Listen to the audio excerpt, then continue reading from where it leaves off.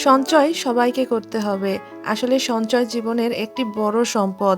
ছোট সঞ্চয় থেকে শুরু করতে হবে, আস্তে, আস্তে সেই সঞ্চয় পরিমাণটা বাড়াতে হবে। দেখবেন কখনো বিপদে পড়লে কেউ আপনার পাশে এসে দাঁড়াবে না। তখন নিজের এই সঞ্চয়টুকুই আপনার বাহুবল হয়ে দাঁড়াবে।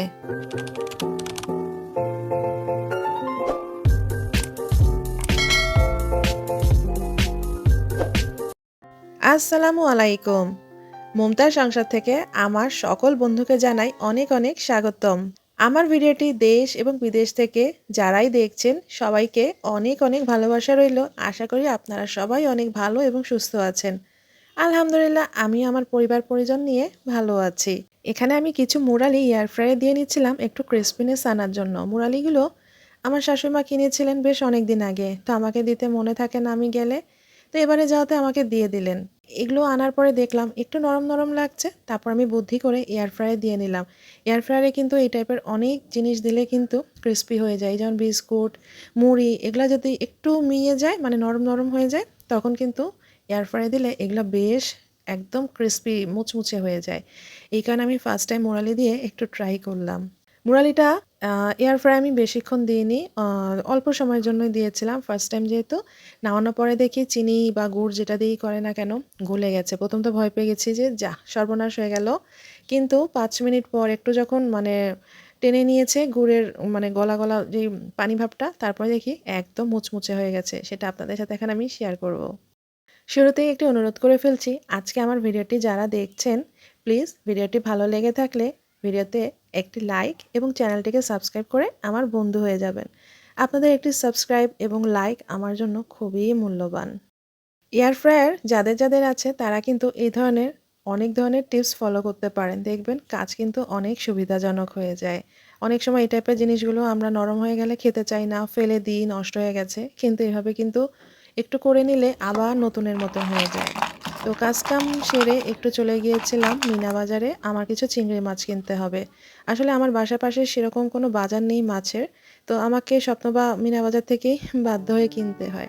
তো আমি কিছু কুচো চিংড়ি কিনবো, কুচো চিংড়ি দিয়ে আমি একটা রান্না করব, তার জন্য একটু চলে গিয়েছিলাম মিনা বাজার। আর মিনা বাজারে খুব একটা ভিডিও ওরা অ্যালাউ করে না, তাও আমি ছোট করে টুকটাক একটু সুযোগ পেয়ে ভিডিও করে নিলাম আপনাদের জন্য। কুচো চিংড়ি আমার খুবই পছন্দের, বাছাবাছি ঝামেলাটা একটু কম থাকে, যে আমার তো কোনো হেল্পিং হ্যান্ড নাই, আমাকেই সব কিছু করতে হয়। কিন্তু তারপরও আমাকে কিন্তু বেশ খানিকটা বেছে নিতে হয়েছে, কারণ আমার হাজব্যান্ড ওই যে ছোট চিংড়ি, যে চিংড়ির মাথাগুলো থাকে বেশ সুচালো থাকে, তো তো ওগুলো খেলে নাকি তার মুখে বাঁধে। এই কারণে আমাকে এই কুচো চিংড়ির মধ্যেও চিংড়ির মাথা টাথা যা আছে এগুলো আবারও বাছতে হয়েছে। তো কুচো চিংড়ি তো বুঝতেই পেরেছেন অনেকটা সময়ের ব্যাপার। তো এখানে আমি হাফ কেজির মতন কুচো চিংড়ি কিনেছিলাম। তো চলুন, আজকে তো আমার থাম্বনেল দেখে বুঝেই গিয়েছেন আমি কি টপিক নিয়ে আপনাদের সাথে আজকে আলোচনা করব। সঞ্চয় কিন্তু জীবনের একটি বড় সম্পদ। কখনো কোনো ধরনের বিপদে পড়ুন, ছোট হোক বড় হোক, দেখবেন কারোর কাছে আপনি সেভাবে সাহায্য পাবেন না। তাই নিজেকেই সেইভাবে প্রস্তুত করুন যেন বিপদে পড়লে আপনি নিজেকে নিজেই সাহায্য করতে পারেন। সঞ্চয়টা আপনাকে একদম ছোট থেকেই শুরু করা শিখতে হবে। এই যেমন ধরেন বাচ্চাদের আমরা সঞ্চয় করা শেখাতেই পারি। কীভাবে সঞ্চয় করা যায়, আসলে হচ্ছে গিয়ে কি, সঞ্চয়টা আমাদের আস্তে আস্তে করে ছোট ছোট করে সঞ্চয়ের পরিমাণটা বাড়াতে হবে। সবসময় আপনি মনে রাখবেন আপনার বেতন যতটুকুই হোক না কেন, সেখান থেকে 10% আপনাকে জমানোর জন্য, সঞ্চয়ের জন্য রাখতেই হবে। এটা একদম মাস্ট, রাখতেই হবে। আপনার যদি বেতন হয় 40 টাকা, আপনাকে সেখান থেকে মিনিমাম 15 টাকা সঞ্চয় করতেই হবে।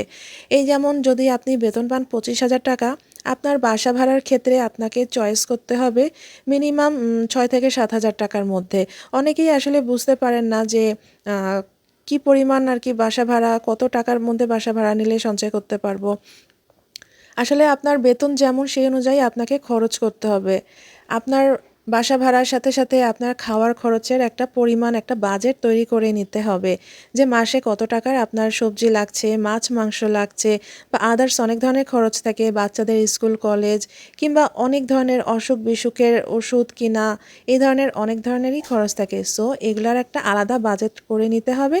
সব কিছু করে তারপরও এখান থেকে আপনাকে ম্যানেজ করতে হবে 10% আপনাকে সঞ্চয় করার জন্য। সঞ্চয়গুলো কিন্তু আমরা ঘরের মেয়েরা কিন্তু ইজিলি করতে পারি। এই যেমন বাজারের টাকা থেকে কিন্তু আমরা সেভ করতেই পারি। প্রতিদিন কিন্তু আমাদের, যদি আমি একটা এক্সাম্পল দিচ্ছি, 200 টাকার বাজার করি, সেখান থেকে কিন্তু আমরা 20 টাকা বা 30 টাকা কিন্তু সেভ করতেই পারি। দেখা যায় অনেক সময় অনেক বাজার আমাদের থেকে যায়, তারপরেও আমরা অন্য একটা সবজি কিনে ফেলি। কিন্তু এটা কিন্তু আমাদের করা যাবে না, কারণ ঘরে যে সবজিটা আছে আগে সেটা খেয়ে শেষ করতে হবে, কারণ নতুনটা কিনলে কিন্তু নতুনটাই খাওয়া হয়, পুরানটা থেকে যায়, পরে ওটা নষ্ট হয়ে যায়। তো এই ধরনের অপচয় করা যাবে না, মানে কোনো একটা জিনিস শেষ না হওয়া পর্যন্ত নতুন কিছু না কেনাটাই উচিত। আবার যেমন আপনি একটা টার্গেট নেবেন, যা আমি 200 টাকার একটা বাজার করব, করে এটা আমি 3 দিন মোটামুটি চালানোর চেষ্টা করব। তারপরে দেখবেন আপনি পারবেন। আর আপনি যদি এই টার্গেটটা না রাখেন, দেখবেন ইচ্ছা মতন এটা কিনছি সেটা কিনছি, মানে কেনা হয়েই যায়। কিন্তু একটা টার্গেট রাখতেই হবে। আমরা ঘরের মেয়েরা কিন্তু অনেক ধরনের কাজ জানি, ছবি আঁকা, গান শেখানো, নাচ, কিংবা হাতের কাজ, সেলাইয়ের কাজ, টিচিং মানে টিউশনি করা, বাচ্চাদের পড়ানো, এই ধরনের অনেক কাজই কিন্তু আমরা জানি। তো এই কাজগুলাতে যদি আমরা একটু পার্টিসিপেট করতে পারি, তাহলে কিন্তু অনেক উপকার হয়। এই যেমন আমরা ইউটিউবিং করছি, এটা দিয়ে অলরেডি যারা আয় করতে পারছি তাদের আর কি খুবই ভালো।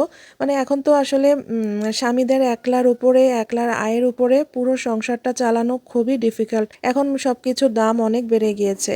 তাই আমাদের ঘরের বউদের, মেয়েদের উচিত যে এমন কিছু করা, নিজেদেরও কিছু করা, ঘরে বসে খালি রান্না বান্না করে সময় নষ্ট না করে, রান্নার পাশাপাশি, বাচ্চা দেখাশোনার পাশাপাশি এমন কিছু করা যাতে কিছু টাকা মাস শেষে আমরা হাতে রাখতে পারি, সঞ্চয় করতে পারি এবং ঘরের সংসারের কাজে সাহায্য করতে পারি। আর অনেকে অনেকভাবে চলে, এখন সেগুলো আর কি ফলো না করে নিজের যা আয়, নিজের যেই রকম সামর্থ্য সেই অনুযায়ী চলা উচিত। একজন এত দামি একটা জিনিস কিনলো আমাকেও কিনতে হবে, এরকম মনোভাব না রাখাটাই উচিত। আর সবসময় মনে রাখতে হবে, আয় যতটাই হোক তার থেকে আমাকে সঞ্চয় রাখতেই হবে। 10 টাকা আয় হলে আমাকে 2 টাকা জমাতেই হবে। এই মনোভাব যদি রাখি, তাহলে দেখা যাবে আমরা মাস শেষে কিংবা বছর শেষে হাজার হাজার টাকা জমিয়ে ফেলতে পারবো। আসলে এখনকার জীবনে না, সঞ্চয়টা খুব বড় একটা ব্যাপার। বাচ্চাদেরকে আমাদের এরকম করে সঞ্চয় শেখাতে হবে ছোটবেলা থেকে। ওদের হাতে যে স্কুলে টিফিনে টাকা দেওয়া হয়, সেখান থেকে যেন তারা সঞ্চয় করতে পারে। 10 টাকা দিলে সেখান থেকে যেন 2 টাকা জমাতে পারে। আবার যা দেখবে বাজারে, মার্কেটে নিয়ে গেলে তাই যেন কিনতে না চায়, বা একটা খেলনা বাসায় আছে থাকা সত্ত্বেও আরও একটা খেলনা কিনতে চাইলো, এগুলো এরকম আর কি স্বভাবগুলোকে বদলাতে হবে। তাদেরকে ছোটকাল থেকে শেখাতে হবে যে না, টাকার মূল্য কতটা এবং টাকা জমানোর মূল্যটা কতটা। তো এইভাবে কিন্তু আমরা সঞ্চয় করা শিখতে পারি নিজেরাও, এবং অন্যকেও কিন্তু শেখানোর জন্য উদ্বুদ্ধ করতে পারি। এই যে আমি চিংড়িটা রান্না করেছিলাম, এখানে আমি 1/2 কেজি চিংড়ি কিনে এখানে এই 1/2 কেজি চিংড়িটাকে 4 ভাগে ভাগ করে নিয়েছি। মানে এটা আমি 4 বারে খাবো। তো এভাবেও কিন্তু আমাদের সাশ্রয়ী হতে হবে। যেহেতু আমি একটা অন্য জায়গা থেকে কিনেছি, এখানে নর্মাল বাজারের থেকে একটু হলেও দাম বেশি নেয়। তার জন্যই আমি চিংড়িটাকে সেইভাবেই ভাগ করেছি যেন আমি 1 মাস ধরে এইভাবে খেতে পারি। তাই নিজেকেই নিজের মতন করে বুঝে চলতে হবে, কিভাবে খরচ করলে আমার আর কি সঞ্চয় করতে সুবিধা হবে। আর কথা বলতে বলতে আমার রান্নাও শেষ, আর ঘরটা একটু গুছিয়ে নিয়েছিলাম। ড্রয়িং রুমটা একটু আগোছালো ছিল, যেহেতু ড্রয়িং রুমে বসে টিভি দেখা হয় এবং টুকটাক এটা সেটা খাওয়া হয়, নোংরা হয়ে যায় প্রায়, তাই একটু গুছিয়ে ক্লিন করে নিলাম। আসলে বাসা বাড়ি পরিষ্কার গুছিয়ে দেখতে কিন্তু খুব সুন্দর লাগে। মানে গুছানো পরিবেশ থাকলে কিন্তু মন মানসিকতাও সুন্দর হয়ে যায়। তো আমার ভিডিওটি এতক্ষণ পর্যন্ত যারা যারা দেখলেন, ভিডিওতে একটি লাইক দিয়ে সাবস্ক্রাইব করে বন্ধু হয়ে যাবেন। আর আজকে এখানেই আমি আপনাদের সাথে বিদায় নিচ্ছি। আগামী ভিডিও দেখার আমন্ত্রণ জানিয়ে আল্লাহ হাফেজ।